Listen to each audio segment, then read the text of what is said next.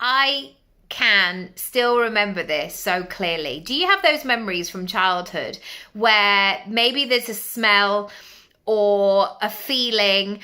So some of the smells, the sensory things that come up for me is whenever I smell Elnet, that usually meant that there was a pushy mum scraping a child's hair back within an inch of its life, and I can smell that smell.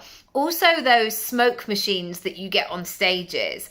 I remember being, oh my God, I was in a ballet show, in a ballet number, and they let these smoke machines off, and it was literally like one of the most dangerous. They wouldn't be allowed to do it now, but it was quite dangerous because it was so smoky you couldn't actually see where you were going, and the audience couldn't really see where we were going either because it was so smoky. But it really takes me back to those moments. And as a kid, I did loads of theatre shows and dance shows, and then I went on to drama school.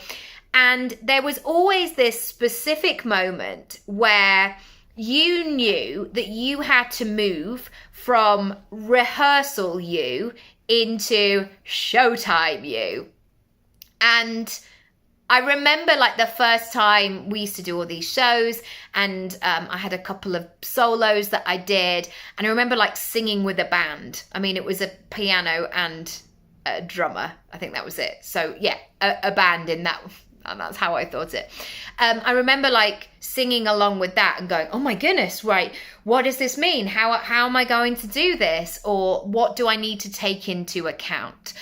Why am I sharing this? I think that it can be tempting to stay in rehearsal mode for too long, to keep trying things, experimenting things, shifting things around. And then there comes a time where you have to decide to lock things in your business, because you're not going to get that moment of the showtime where you have an audience, where you have people viewing your work, and that sort of next level of experience if you stay in rehearsal mode. And yet, I know how tempting it is to stay in rehearsal mode because it's safe, it's contained, you're not putting yourself out for judgment, you're not going to be on a stage with two smoke machines wandering around, hoping not to like hurt yourself. I jest and digress. But there comes a point where you need an audience. You need to put things out there. You need to press play. You need to press publish so you gauge what's going on. And as an actor, I've known this over the years where you can feel an audience. You can feel if an audience is with you. You can feel if they're not enjoying it. You can feel if they're there to absolutely go 100%. Like I remember doing a play years ago at Hackney Empire, and we had this sellout run. And in the end, we did a midnight show. Doing a midnight show in Hackney was quite something. You could feel that audience like a roar. And every time there was a laugh, it almost like went up all the way up to the gods in that way. And the atmosphere was just electric.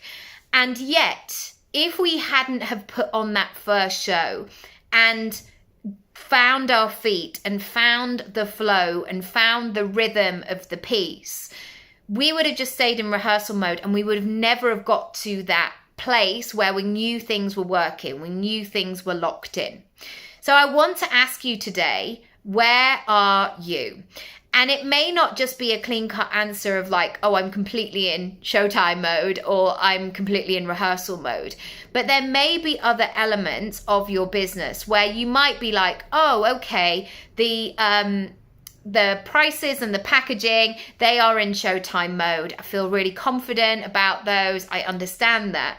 But in terms of my selling, I'm in rehearsal mode. I'm not out there. I'm not doing the things. I'm hiding. I'm drawing back, and I'm not getting my messaging out.